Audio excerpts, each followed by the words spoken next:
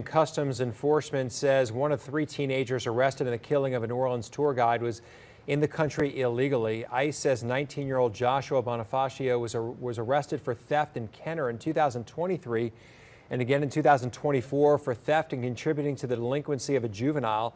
The department says he also had 3 Jefferson Parish Sheriff's Office fugitive attachments. Funeral services were held today for Christy Thibodeau, the French Quarter tour guide shot and killed on St. Peter Street 10 days ago. At the same time, there were new developments in the effort to reform the state's juvenile justice system. Rob Masson reports. Mourners went to Lake Lawn Funeral Home paying last respects to 43-year-old Christy Thibodeau, a tour guide murdered in the heart of the French Quarter 10 days ago. It's tragic that, the fact that this woman is gone and we can't bring him back. The day after Attorney General Liz Murrill called for an investigation into an electronic monitoring program that fell short, members of her staff went to Mid-City to meet with one of the state's largest monitor providers. Having the state police involved and seeing things are starting to change, there's definitely some hope in the city of New Orleans. The alleged gunman in the Thibodeau case, 15-year-old Kevin Nunez, was wearing a monitor at the time of her death, provided by a company called BI. But a source says it was deactivated and not actively monitored.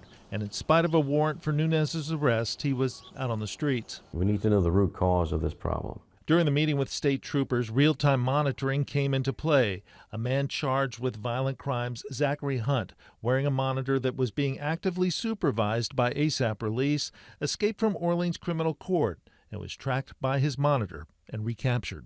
Went right back to his house and let us on a foot chase. We captured him again with the assistance of NOPD and the state police. So, live tracking, that's the definition of live tracking. Now the state is looking at ways of providing the same type of active monitoring in juvenile court. But if your equipment don't live track, then turn off Fred Flintstone, because we're in the modern world where our cell phones live track. Rules governing monitoring companies are important, as are rules governing juvenile court judges. And for now, all eyes are on the state Supreme Court. And I've called for the Supreme Court to tighten up its supervision over the juvenile court. ASAP Release has been hesitant to work with juvenile court because of what it calls poor enforcement of monitor rules. If you violate a rule or a condition on an ankle monitor and we report that to the court or the judge or the sheriff or whoever, and they do nothing, I can't help you. Our Fox 8 legal analyst says the state Supreme Court is the appropriate body to try and enact new rules to better monitor juveniles